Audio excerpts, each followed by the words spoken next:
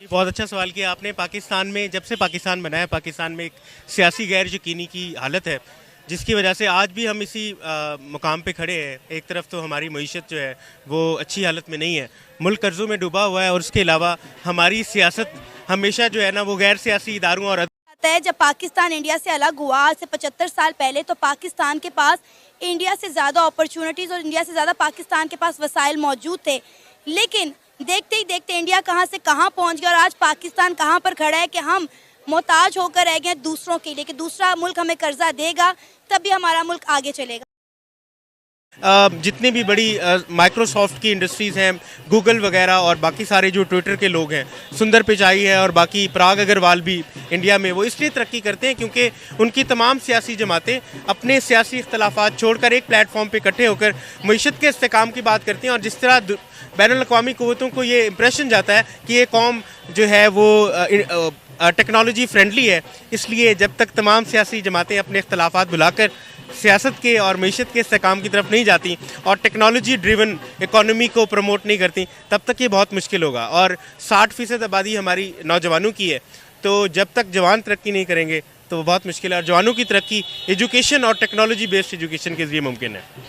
क्या कहना चाहेंगे एजुकेशन के हवाले से पाकिस्तान के कि किस तरह इम्प्रूवमेंट हो सकती है, और वो ये ना कहें कि हमने बाहर जाना है या इंडिया जाना है, हम वो कहें हमने यहीं पर ही जो है कुछ रह के इन्वेंशन कर। जी बिल्कुल ऐसा ही है कि अगर तो पाकिस्तानी जवान हालात से मायूस होकर बाहर जाता रहेगा तो ये तो ब्रेन ड्रेन। वो इंडिया पहुंचे टिम कुक साहब एप्पल के, और उन्होंने वहां पे लॉन्च किया, लेकिन उनकी मुलाकात हुई है इंडिया के पीएम मोदी के साथ और जिसमें बड़ी बातचीत की गई। लेकिन उसमें जो टिम कुक ने कहा, मैं थोड़ा सा बता दूं क्योंकि मुझे पता है कि आपके पास इसके हवाले से बहुत सारी खबरें जो है ना, इनसाइड न्यूज आपके पास मौजूद हैं, तो मैं आपको दे दूंगी फिर प्रोग्राम।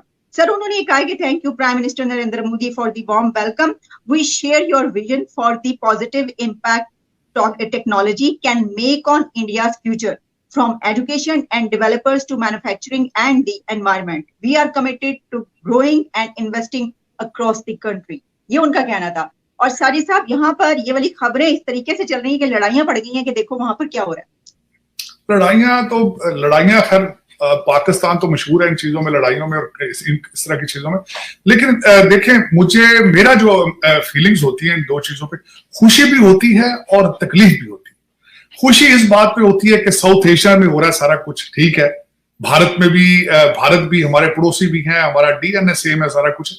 साथ तकलीफ ये होती है कि वहां पे आप देखें कि टिम कुक है, उनकी मुलाकातें हो रही हैं, ना सिर्फ हमारे मोदी साहब से, अडानी साहब से उनकी मुलाकात हुई, फिर 2 उन्होंने स्टोर खोले, और फिर मैं उसके बारे में जब तफसील से पढ़ने की कोशिश की तो मैं जब रिसर्च कर रहा था तो मोदी साहब की सर्टेन कंडीशंस थी ये सारा कुछ करने में, कि हर चीज यहां मैन्युफैक्चर होगी, हमारी मेड इन इंडिया होगी, और सारा कुछ ये उन्होंने नेगोशिएट किया। वर्सेस आपकी मुलाकातें किस सिलसिले में हो रही हैं, किन के साथ हो रही हैं?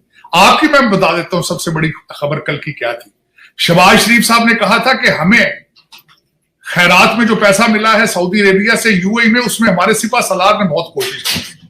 आपकी खबर ये थी, क्योंकि देखें वो तरक्कियों पे हैं, पैसों की टेक्नोलॉजी में, आप खैरात पे हैं, और आज से नहीं है 76 साल से है, ये पहला आपका मौका नहीं है।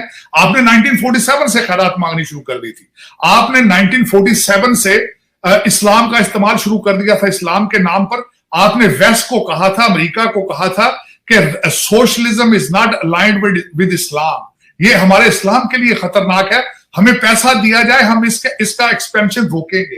ये 1947 की गेम है। ये आपने यहां आके अमेरिका के अंदर आपके 1947 के डेलीगेशन ने कहा था कि हमें जो हमारे आर्मी का इक्विपमेंट है वो सारा इंडिया जा चुका है, हमारी आर्मी कमजोर है, हमें डिफेंस के लिए $2 बिलियन दिया जाए। ये 1947 है। उसके बाद आप रुके ही नहीं, और आज का भी आप माइंडसेट यही है।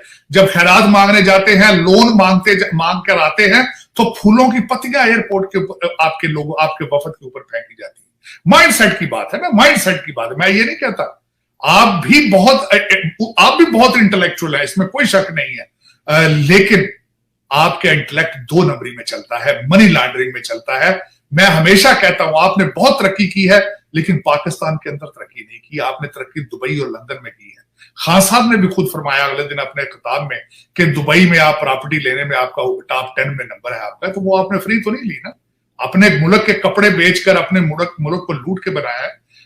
मैं बल्कि हमेशा कंपैरिजन ये करता हूं, आज 2 कंपैरिजन तो ये बताऊंगा आपको, आप जरा गौर करें, भारत के साथ आप हमेशा कंपैरिजन करते हैं, आप कहते हैं हम इक्वल हैं, इक्वल तो खैर आपको चाहिए इस चीज को छोड़ दें, यू आर नोवेयर। इक्वलेंस देखनी है तो मैं अगले दिन आपके पासपोर्ट का कंपैरिजन किया है, आपका पासपोर्ट की रेटिंग जो है पैलेस्टाइन से नीचे है, they are in state of war always, आप उनसे भी नीचे हैं, आप इस वक्त अफगानिस्तान से भी नीचे हैं।